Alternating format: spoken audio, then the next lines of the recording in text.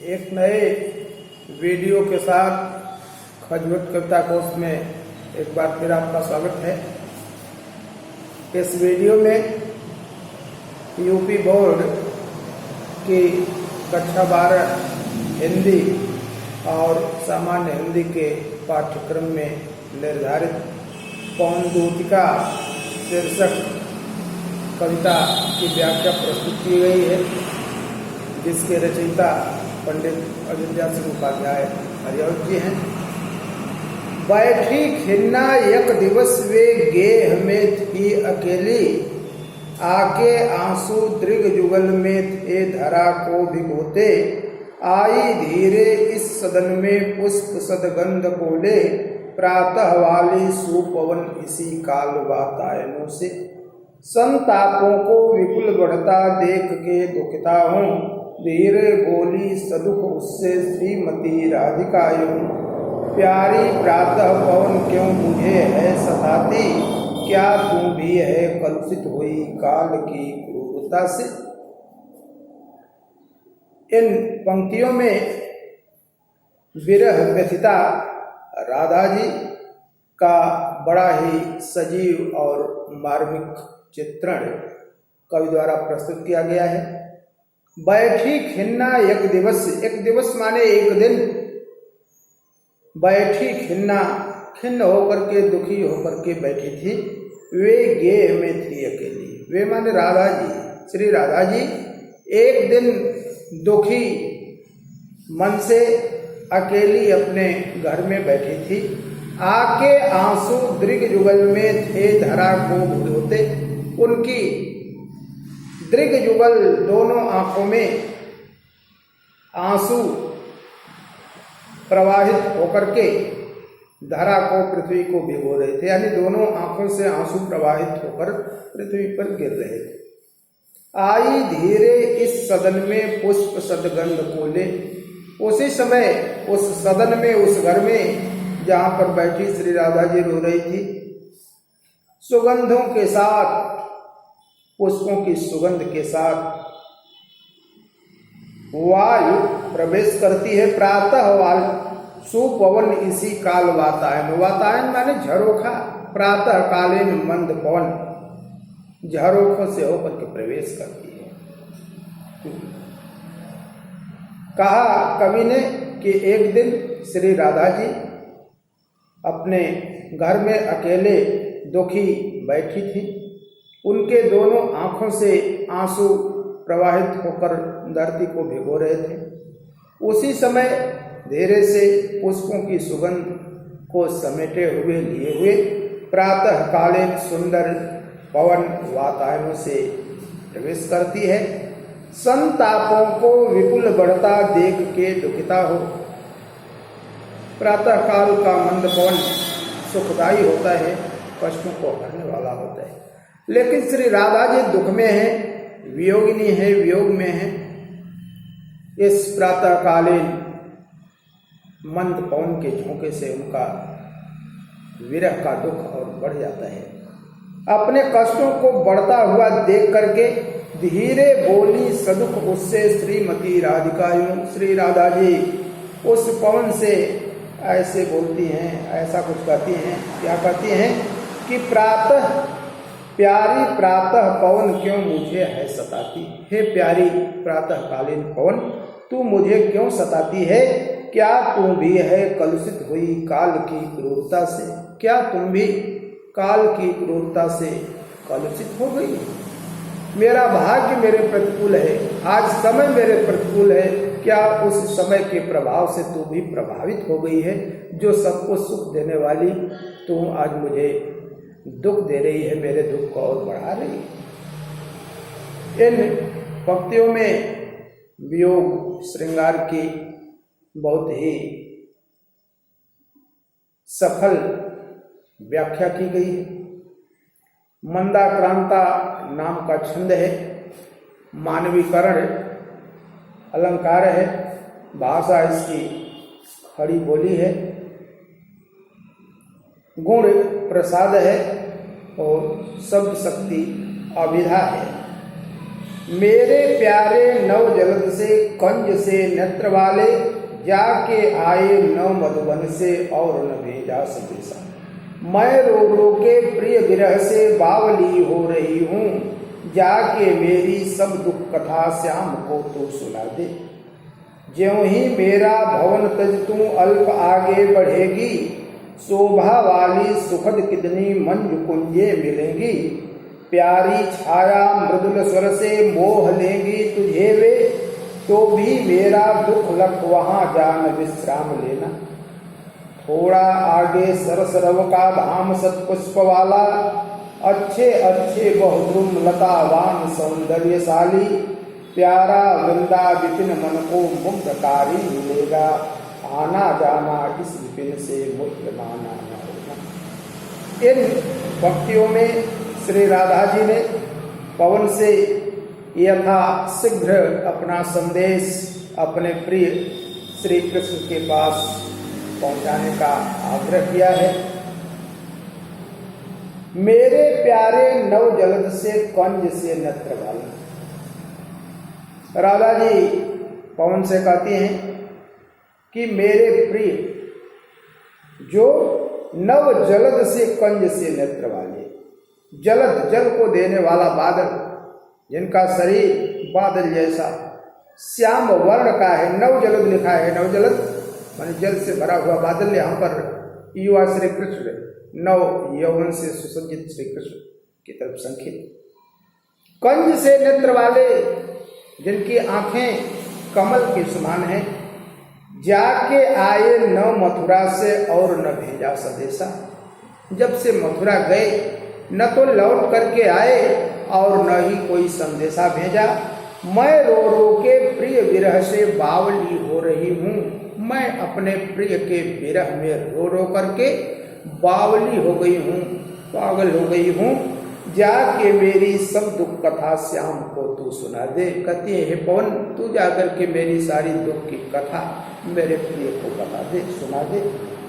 ज्यों ही मेरा भवन तज तू अल्प आगे बढ़ेगी। श्री राधा जी पवन से करेगी कि मेरा घर छोड़ करके ज्यों ही तू थोड़ा सा आगे बढ़ेगी, शोभा वाली सुखद कितनी मंजु कुंजे मिलेंगी। बहुत सी मंजु सुंदर कुंजे मिलेंगी जो बहुत ही सुखद होंगी और बहुत ही शोभा सौंदर्य से संपन्न। प्यारी छाया मृदुल स्वर से मोह लेंगी तुझे वे कुंजे, अपनी प्यारी छाया से और अपने मृदुल स्वर से।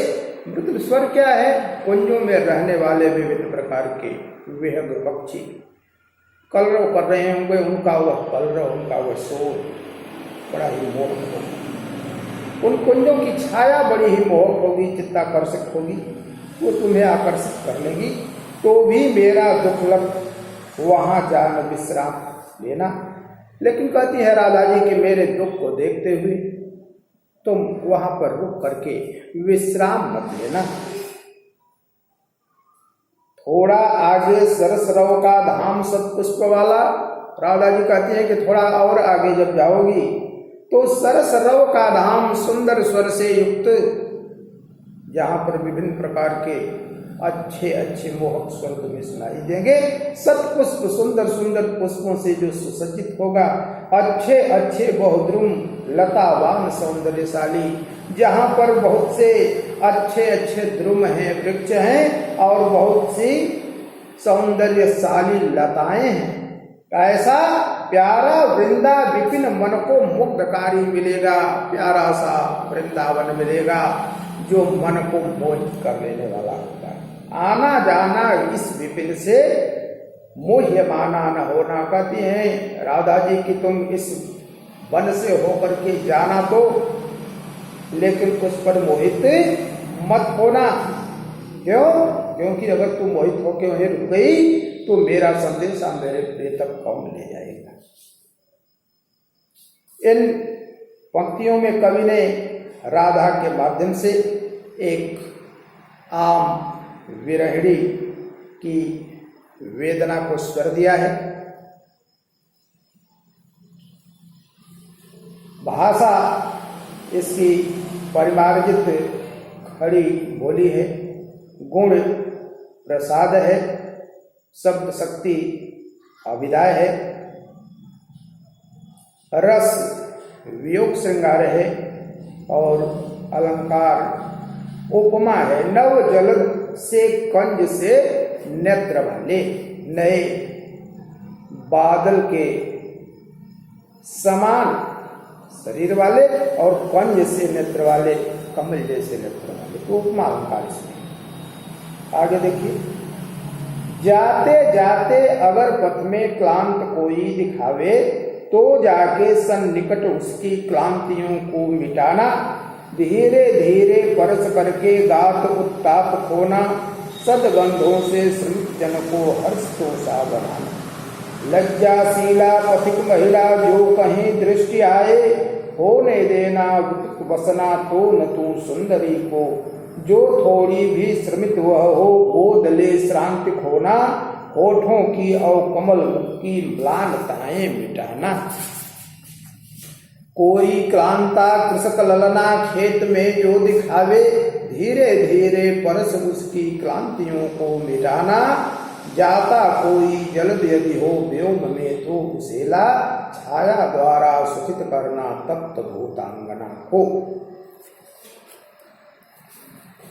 इन पंक्तियों में श्री राधा जी को एक लोक सेविका के रूप में कवि ने चित्रित किया है। कहती है राधा जी की, जाते जाते अगर पथ में क्लांत कोई दिखावे, कहती है हे कौन, जब तू जाओगी वो जाते हुए रास्ते में अगर कोई क्लांत दिखे, कोई थका हुआ दिखे, तो जाके सन्निकट उसकी क्लांतियों को मिटाना, तो उसके निकट जाकर के, उसके पास जाकर के उसकी थकान को मिटा देना। धीरे धीरे परस करके गात उत्ताप खोना, गात कहते हैं शरीर को, धीरे धीरे उसके शरीर का स्पर्श करके उसके शरीर के ताप को मिटा देना। सदगंधों से श्रमिक जन को हर्ष तोषा बनाना, और अपनी सुगंध से उस थके हुए व्यक्ति को हर्ष कर देना, प्रसन्नचित कर देना। लज्जाशीला पथिक महिला जो कहीं दृष्टि आए, यदि रास्ते में कोई लज्जाशील, कोई लजालू महिला पथिक मिल जाए, होने देना विकृत बसना तो सुंदरी को, तो तुम उस सुंदरी को विकृत बसना मत करना। विकृत बसना माने उसके वस्त्रों को अस्त व्यस्त न करना, उसके वस्त्रों को उड़ा करके उन्हें अर्धनग्न न करना। जो थोड़ी भी श्रमित वह हो, कहते हैं कि यदि वो थोड़ी भी थकी हुई लगे, गोद ले श्रांति खोना, तो उसे गोद में लेकर के उसकी थकान को दूर कर देना।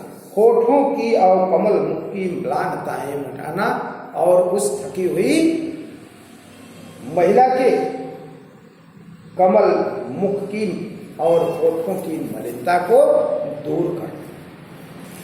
कोई क्लांता कृषक ललना खेत में जो दिखावे, कहते हैं कि यदि कोई कृषक ललना, कोई किसान की पत्नी जो अपने खेतों में दिखे, थकी हुई हो, धीरे धीरे परस उसकी क्लांतियों को नितान, धीरे धीरे स्पर्श करके उसकी थकान को दूर कर, धीरे धीरे परसना है, क्योंकि वायु का वेग अगर तेज हो वो आनंददायक नहीं होता है। इसलिए राधा जी कहती हैं कि धीरे धीरे परस उसकी। मंद कौन का झोंका आनंददायी होता है, कष्ट को दूर करने वाला। जाता कोई जलद यदि हो व्योम में तो उसेला, और कहती है साथ ही कि यदि व्योम में, यदि आकाश में कोई जलद, जल को देने वाला यानी बादल, बादल का टुकड़ा हो, तो उस बादल को उड़ा करके ले आना, छाया द्वारा सुखित करना तप्त भूत अंगना को, और उस तप्त भूत अंगना को, स्त्री को, गर्मी से संतप्त उस कृषक ललना को उस बादल की छाया से सुखी कर देना। इन पंक्तियों का काव्य सौंदर्य देखिए। इन पंक्तियों में महाकवि हरिऔध जी ने राधा का जो चित्रण किया है वो परंपरागत रूप से किए गए चित्रण से कुछ भिन्न है।